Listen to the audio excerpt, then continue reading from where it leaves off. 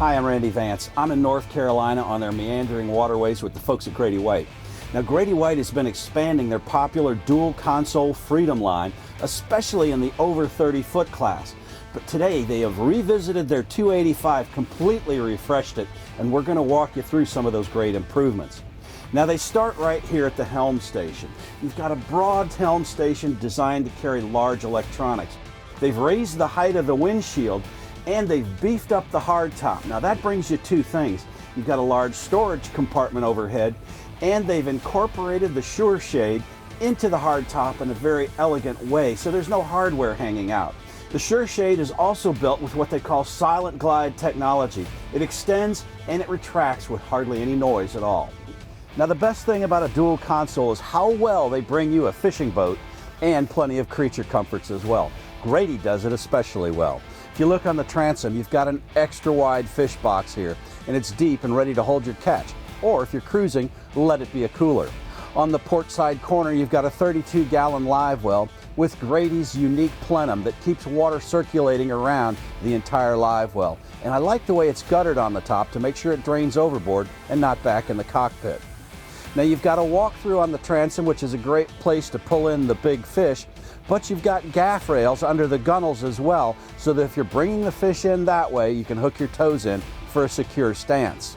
You have a large fighting cockpit, and I like the custom Grady rod holders in the gunnels. Now, this boat's optioned up with the tow pylon, but if you don't get that, you get a shotgun rod holder in the transom. For rod stowage, you've got 3 rod hangers under the starboard gunnel. You've got 4 rocket launchers in the hardtop, and there's a place to lock 2 tuna sticks in the head compartment.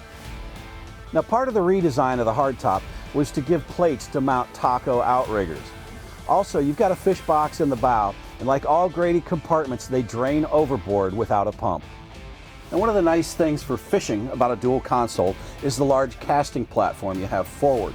I like the center hatch. You lift that up and you can get closer to your windlass or access the rope locker down below. And there's an optional platform insert to give you a full beam casting deck. Now, you can store tackle in the top drawer of the entertainment galley, or you have this handy compartment here and plenty of room inside the console to stow a tackle bag. Now, if beachcombing and joyriding is on your daily agenda, add in the cushions in the bow seating area and you've got first-class seating. Take in the sun and the breeze over the bow. And if you want shade, there's this optional bow shade. Now, the captain gets a dual-wide Helm seat with a flip-up bolster, and it's electrically adjustable to slide fore and aft for the ideal legroom. On the port side, there's another dual station there. In the port side console, you've got a head compartment with a China electric flushing head, plenty of room to change clothes and freshen up. Now, the best part of a dual console is how quickly and how well it converts into a great cruising vessel with plenty of comfortable seating. I love this bench. It snaps away just as fast for fishing. Now, on the starboard side, you've got an electrically extending lounge there that comes all the way back here, giving you a nice wraparound seating arrangement.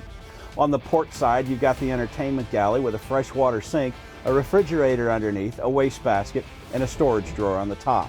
I like the finish of the top as well, and the stainless steel fiddle rail. Now, the galley's optional on this boat. The standard setup includes another electric lounge. Now, if you're beachcombing and coming aboard the 4-step ladder, you've got a freshwater shower there to wash off your feet. I like the fact that Grady pays special attention to details like that, and particularly in hardware. Heavy-duty pull-up cleats, latches, locks, and I love this handle here on the transom door. It's super sturdy and easy to operate. Grady also does a great job of the mechanics on a boat, making it easy for you to own and operate it.